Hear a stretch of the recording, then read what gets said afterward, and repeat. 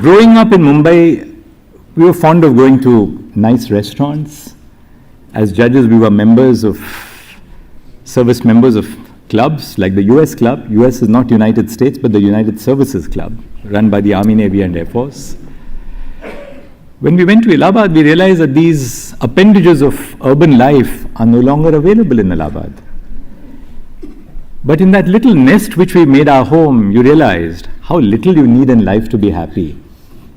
We made that, Kalpana and I made that our home, and we gave it our everything. And in the simplicity of Allahabad, the simplicity of the lawyers, the warmth of the judges, who didn't have the artificiality that sophistications in larger cities bring, I learnt a great deal of life in the heartland of India, which Uttar Pradesh is. I travelled across the length and breadth of Uttar Pradesh, made great friends on the bench, not off the bench, because as a judge you get isolated off the bench. But Allahabad really taught me such a great amount. It was a court of a sanctioned strength of 160 judges. When Chief Justice Thakur came for the sesquicentennial of the Allahabad High Court, and I introduced him to about 117 judges, which was my complement of judges at that time, he said, "Chief Justice, you have just proved me wrong." He had come from Patna, where there was a celebration going on. And he said, "You've just proved me wrong." And I said, "Chief, why have I proved you wrong?" He says, "I just said that there are so many judges in the Allahabad High Court that even the Chief Justice doesn't know all their names. And you knew the name of every one of your colleagues." Well, what I didn't tell him was the secret. And the secret was that I had an album of photographs. And every morning over my morning cup of tea, I would keep one hand on the name and look at the photographs. And about a month or so, I had picked up all the names. But there was even a better way. There was even a better way to understand the names of judges. In the morning over a cup of tea, I would talk to all colleagues. Some colleague would tell me on a Monday morning, "Chief Saab, hum 80 kilometer motorcycle pe gaye the Sunday ko." So I would figure out, I would say, this was the colleague who went 80 kilometers on a motorcycle on a Sunday. And then you fix the name.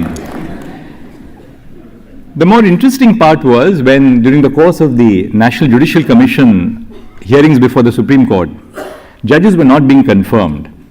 And a batch of my colleagues was due to end their tenure the next day. The file was with President Pranab Mukherjee.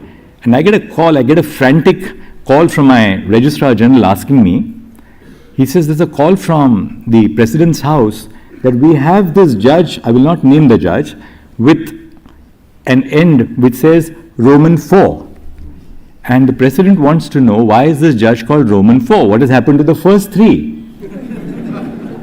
For instance, if it is Dhananjay Chandrachud 4, what has happened to 1, 2 and 3? So we had to go back to the drawing board, find out whether they were still in service or otherwise, because there were multiple judges with the same names. But together with the bar, and how wrong your predilections about the bar can be, I was told that the bar of Allahabad can be very difficult to handle.